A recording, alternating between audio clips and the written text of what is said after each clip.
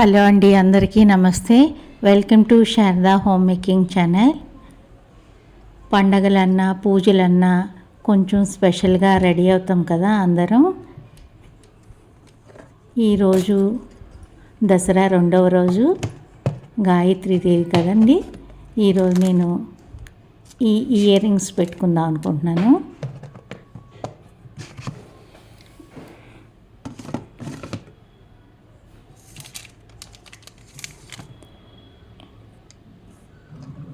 అలాగే గాజులు కూడా నా డ్రెస్ కలర్కి మ్యాచింగ్గా ఈ ఎల్లో కలర్ గాజులు వేసుకుందాం అనుకుంటున్నాను. ఇవి మట్టి గాజులే. అలాగే ఇవో చేతికి వేసుకున్నాను చూడండి.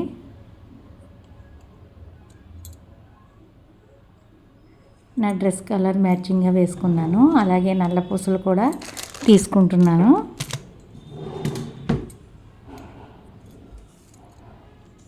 ఇవి వేసుకుందాం అనుకుంటున్నా. ఈరోజు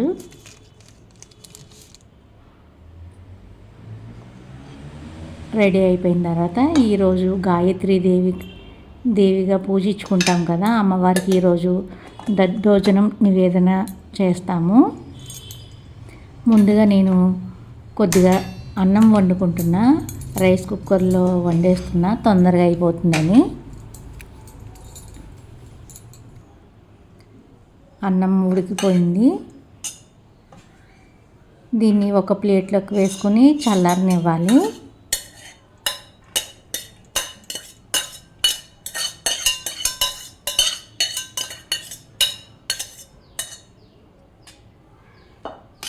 ఇది చల్లారేలోపు తాలింపు వేసుకుందాం. దీనికి ఒక ప్యాన్ పెట్టుకొని నేను కొద్దిగా ఆవు నెయ్యి వేసుకుంటున్నాను.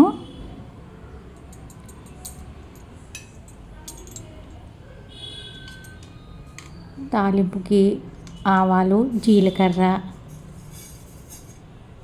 మినపప్పు, శనగపప్పు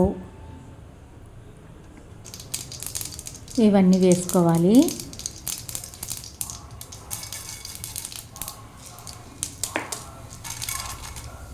వీటిని దోరగా వేయించుకోవాలి. అలాగే ఇంగువ కంపల్సరీగా వేసుకోవాలి.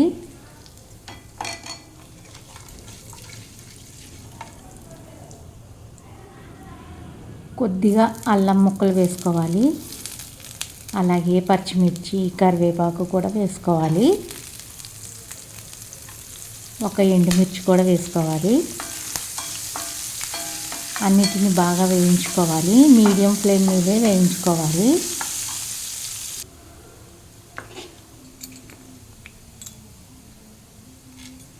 అలాగే ఇందులో మిరియాలు కూడా వేసుకుంటున్నా. మిరియాలు వేస్తే చాలా బాగుంటుంది దద్దోజనానికి. అలాగే చిటికెడు సొంటి పొడి వేస్తున్నాను నేను.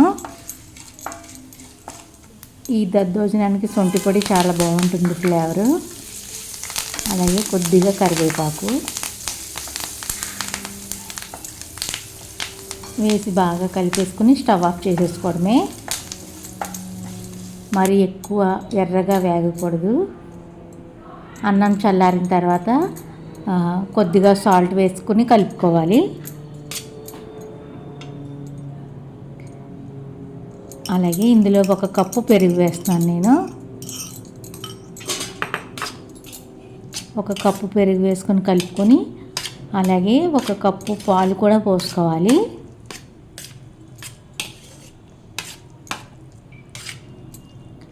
ఉట్టి పెరుగు వేస్తే అంత టేస్ట్ రాదండి. పాలు కూడా వేస్తేనే బాగుంటుంది. పాలు కాచి చల్లారిన తర్వాత మాత్రమే వేసుకోవాలి. వేడి పాలు వేయకూడదు. ఇప్పుడు ఇందులో తాలింపు వేసుకొని కలుపుకోవాలి.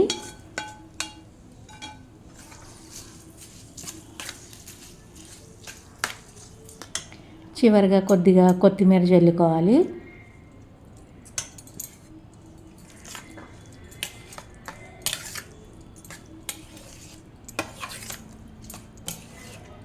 అంతా బాగా కలిసేటట్టు, తాలింపు అంతా బాగా కలిసేటట్టు బాగా కలుపుకోవాలి. అన్నాన్ని రెడీ అయిపోయింది. అమ్మవారికి నైవేద్యం దద్దోజనం ఒక ప్లేట్లోకి తీసుకుని అమ్మవారి దగ్గర నివేదన చేయడం.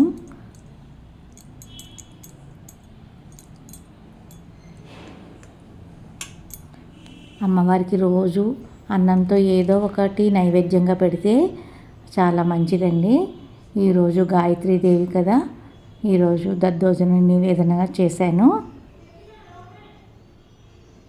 అమ్మవారికి రోజు ఏదో ఒకటి అన్నంతో వండి పెడితే చాలా మంచిదంట.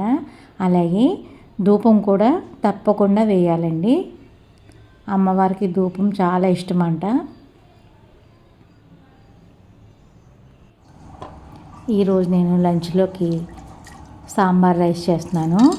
1 కప్పు బియ్యం, 1 అరకప్పు కందిపప్పు కలిపి కడిగి నానబెట్టుకున్నాను. 1 గంట ముందు నానబెట్టి విజిల్స్ వేస్తున్నాను. 4 విజిల్స్ వేయించుకోవాలి కుక్కర్లో. 1 కప్పు బియ్యం, అరకప్పు కందిపప్పుకి 3 కప్పుల నీళ్ళు పోసుకున్నాను. నేను ఒక కడాయి పెట్టుకుని ముందుగా కొద్దిగా ఆయిల్ వేసుకుని తాలింపు వేసుకుంటున్నాను. ఆవాలు, జీలకర్ర, మినపప్పు, అలాగే చిటికెడు మెంతిపొడి, ఇంగువ, ఎండుమిర్చి వేసుకుని ఒకసారి బాగా కలుపుకుని కరివేపాకు వేసుకోవాలి.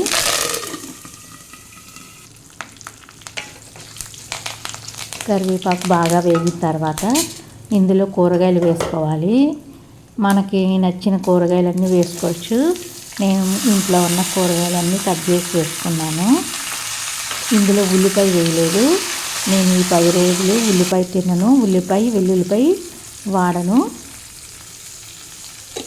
కొద్దిగా సాల్ట్ వేసుకుని ముక్కలన్నిటినీ బాగా కలిపి మూత పెట్టి మగ్గనివ్వాలి, ముక్కలన్నీ మెత్తబడే వరకు. ఈలోపు మనం చింతపండు రసం తీసుకోవాలి. అందులో కొద్దిగా పసుపు, కారం, అలాగే కొద్దిగా సాంబార్ పొడి,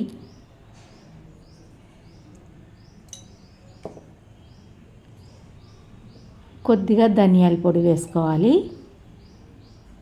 అలాగే ఇందులోనే నేను బెల్లం కూడా వేస్తున్నాను. ఇది బెల్లం పొడి.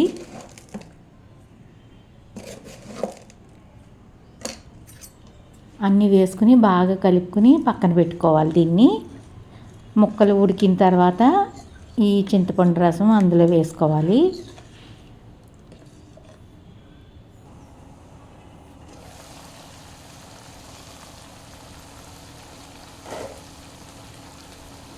ముక్కలు బాగా ఉడికినాయండి.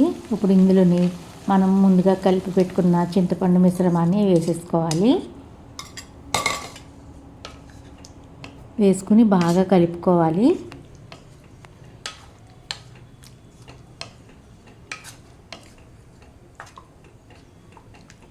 అవసరమైతే మళ్ళీ కొద్దిగా నీళ్ళు కూడా వేసుకోవచ్చు.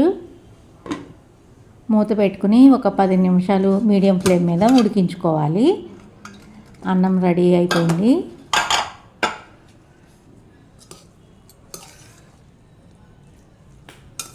మెత్తగా ఉడికిందండి.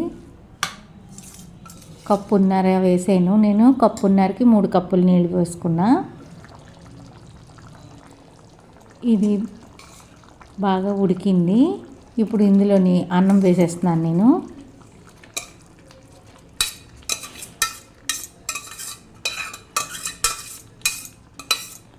అన్నం వేసుకుని రుచికి సరిపడినంత సాల్ట్ కూడా వేసుకోవాలి.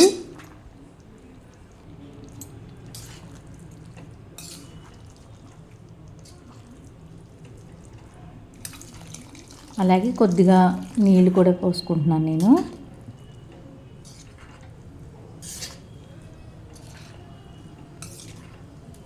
బాగా కలుపుకుని మళ్ళీ ఒక 10 నిమిషాలు మూత పెట్టి ఉడకనివ్వాలి. మీడియం ఫ్లేమ్ మీద ఉడికించుకోవాలి. ఈ రైస్కి చింతపండు గుజ్జు అదంతా బాగా పట్టి మంచి ఫ్లేవరు, అలాగే టేస్ట్ కూడా చాలా బాగుంటుంది. ఒక 10 నిమిషాలు మీడియం ఫ్లేమ్ మీద ఉడకనివ్వాలి. 10 నిమిషాలు అయింది. ఇప్పుడు నేను దించే ముందు నెయ్యి వేసుకుంటున్నాను నేను. నెయ్యి వేస్తే మరింత టేస్ట్ పెరుగుతుంది. చివరిగా కొత్తిమీర జల్లి స్టవ్ ఆఫ్ చేసుకోవాలి.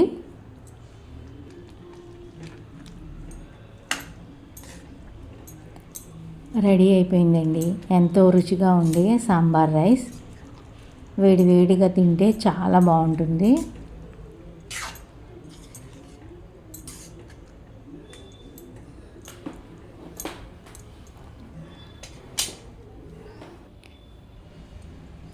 నేను లంచ్కి ప్రసాదంగా పెట్టిన దద్దోజనాన్ని పెట్టుకుంటున్నాను నేను.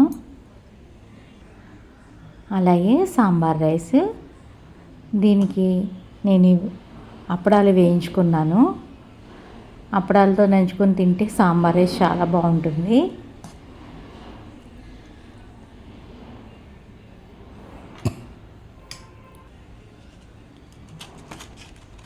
ఇదేనండి ఈరోజు నా లంచ్. ఈ వీడియో కనుక మీకు నచ్చినట్లయితే లైక్ చేయండి, షేర్ చేయండి, సబ్స్క్రైబ్ చేసుకోండి. మళ్ళీ ఇంకొక వీడియోలో కలుద్దాం. అంతవరకు బాయ్ బాయ్ ఫ్రెండ్స్.